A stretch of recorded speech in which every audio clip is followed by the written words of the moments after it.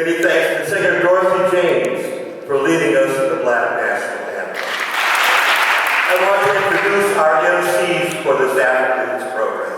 Mildred Harpole, an active member of St. Francis Church and one of the renowned Harpole family known for their civil rights and community activism. And Jared English, community activist and a staff member with the ACLU. Good afternoon, everybody.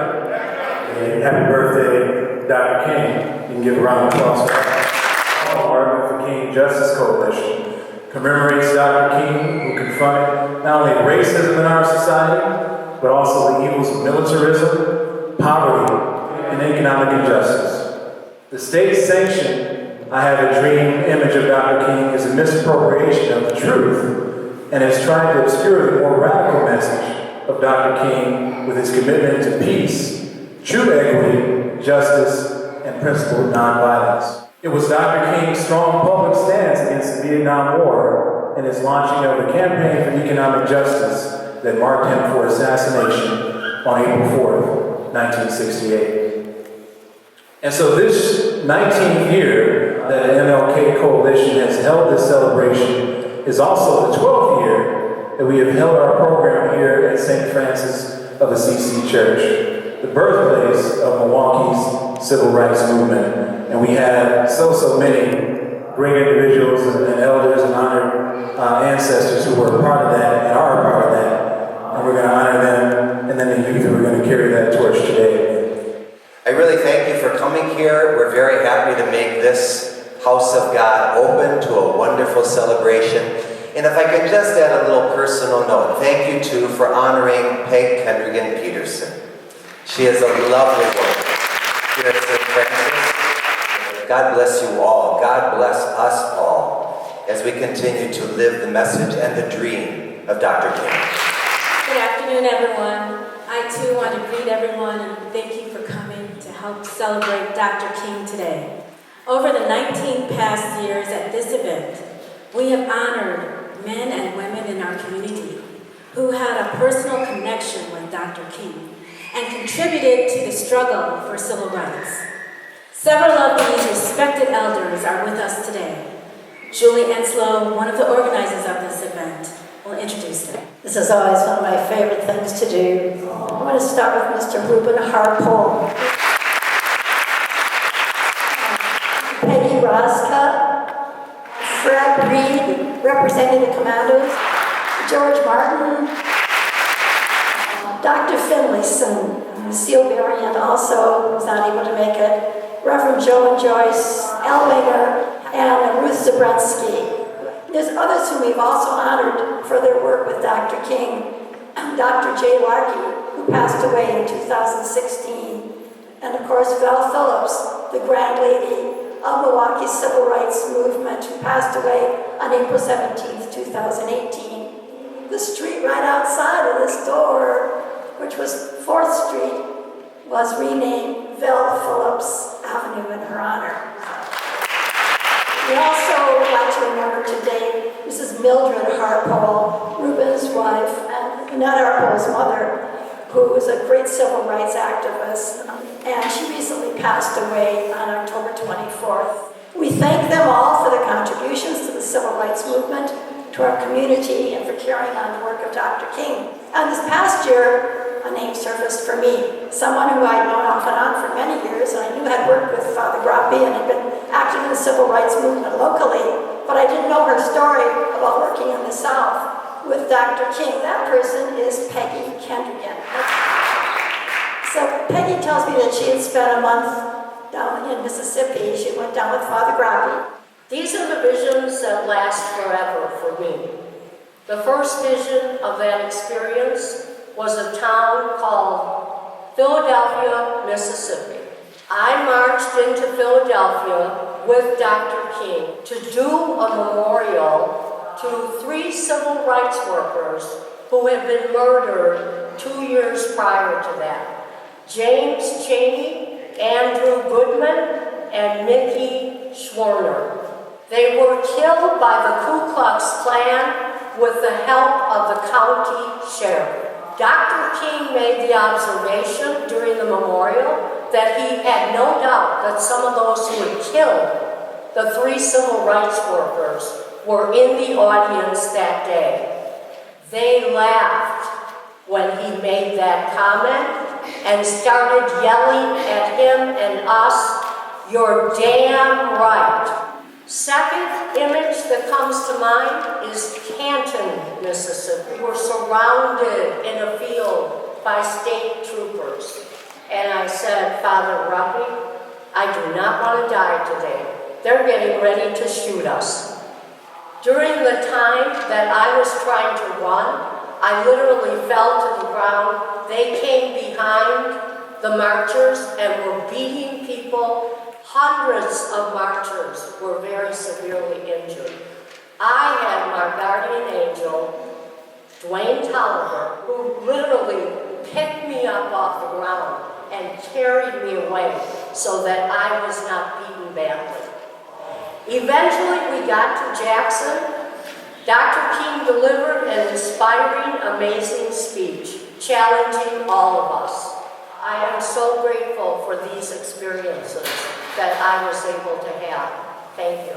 If I can help somebody as I pass along, then my living shall not be in vain. Then my living shall not be in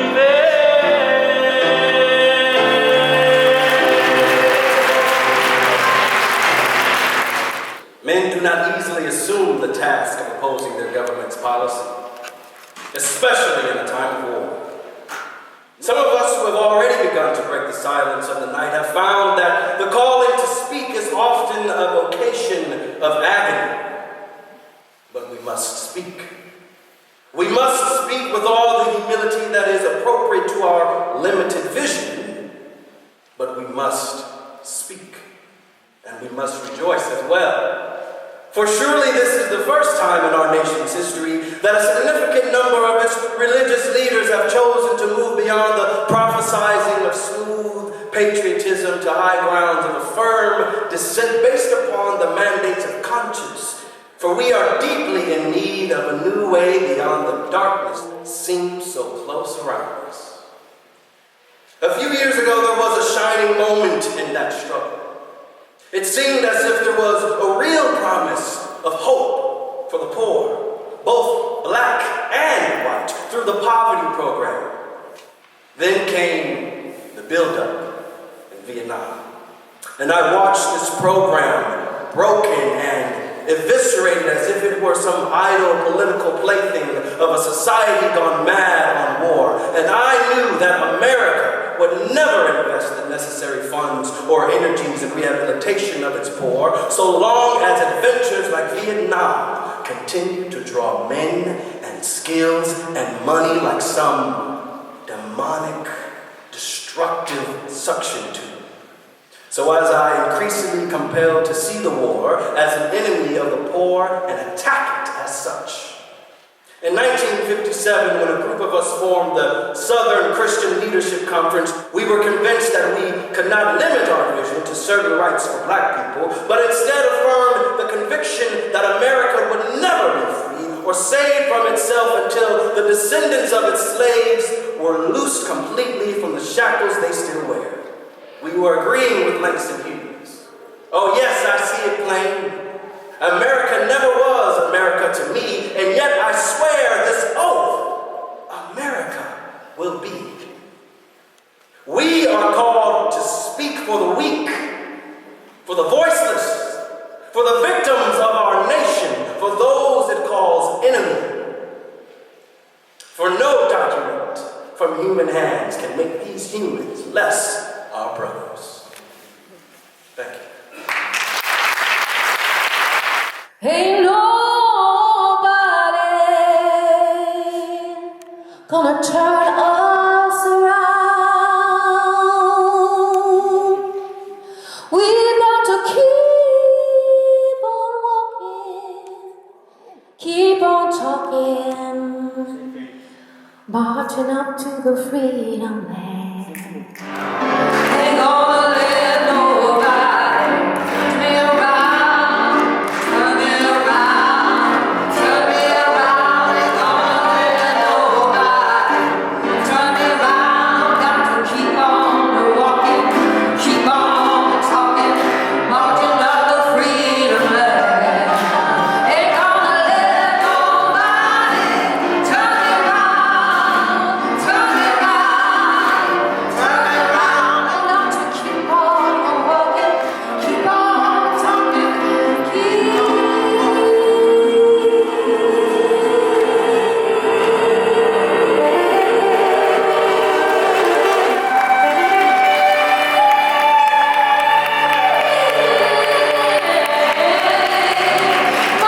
down the freedom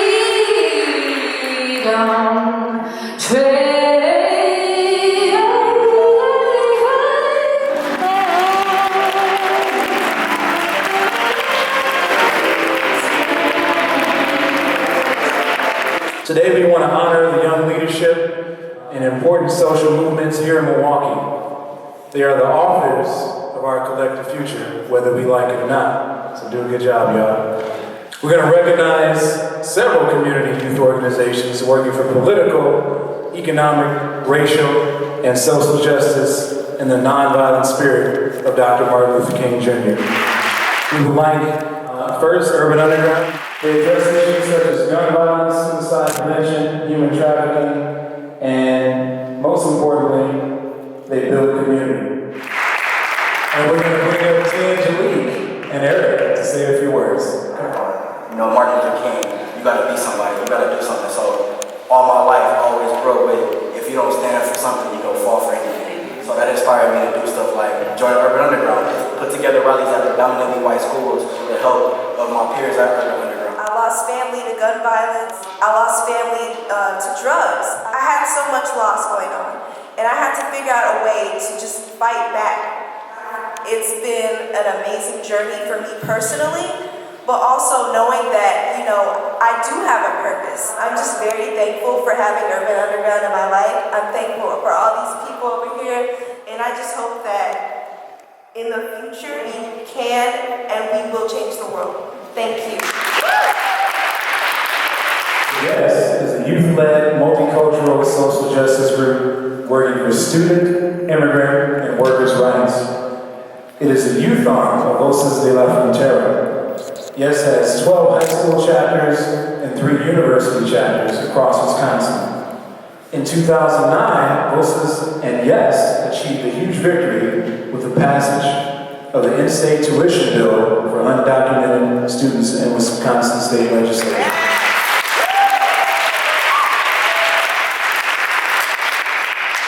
Yes stands for Youth Empowerment and Struggle, and is the multicultural youth branch of Voces de la Frontera. Yes focuses on empowering young voices by exposing us to issues that matter.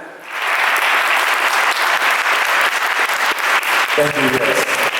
Black emphasizes empowering and training young Black men and women to become the leaders needed to achieve its vision. At this time, I would like to invite Dante Robinson to speak on behalf of Black. We listen to residents. We hear their problems and we educate them on what they can do about it. We also, just like King, protest and we sit in and we demand change. And if change doesn't occur, we will get somebody in office to make change. Thank you. True School uses urban arts as a tool to engage youth in social justice, humanities, education, community service, and civic engagement, with an emphasis on hip-hop. My name is Jalen. I used to be a teen following True School, and it just allowed me to be able to create my ideas in the community through music. Thank you all for everything that you do. We expect y'all, because we done screwed it up pretty bad. Y'all gotta fix it all right? The war in Vietnam is but a symptom of a far deeper malady within the American spirit. So such thoughts take us beyond Vietnam. A true revolution of soon look uneasily on the glaring contrast of poverty and wealth. A true revolution of values will lay hand on the world order and say of war, this way of settling differences is not just. This business of burning human beings with napalm, of filling our nation's homes with orphans and widows, of injecting poisonous drugs of hate into the veins of peoples normally humane, of sending men home from dark and bloody battlefields, physically handicapped and psychologically deranged, cannot be reconciled with wisdom, justice, and love. A nation that continues year after year to spend more money on military defense than on programs of social uplift is approaching spiritual death. Yes. America. The richest and most powerful nation in the world can well lead the way in this revolution of values if we will make the right choice. We will be able to speed up the day all over America and all over the world when justice will roll down like waters and righteousness like a mighty stream. Thank you. All right. So I want to make sure all the politicians get admonished. This is a room that holds people to account. So we expect equity and justice and safety and security in the community form, not the police and military form from y'all, and making sure that our children, the black and brown majority of the city, all of our children, live an equitable, just life. So thank you for being here. That was a clap now. Go ahead. You know, there's good news and there's bad news. The bad news is it takes money to do good things. And the good news is that you have money in your pocket right now. In the past, our coalition has provided grants to nonprofit community organizations who are most in need. This year we have a new agenda. What's coming in July? DNC. The DNC. And it is significant, no matter what our political persuasion. Our coalition is organizing an event that we are calling Setting the Table for the DNC. Voices of our national social movements. We have commitments from the Reverend William Barber of the Poor People's Campaign. We have commitments from Medea Benjamin of Code Pink. We have our homeboy Eric Sperling coming back home. We have our good friend Judith LeBlanc, who's executive director of the Native American Organizers Association.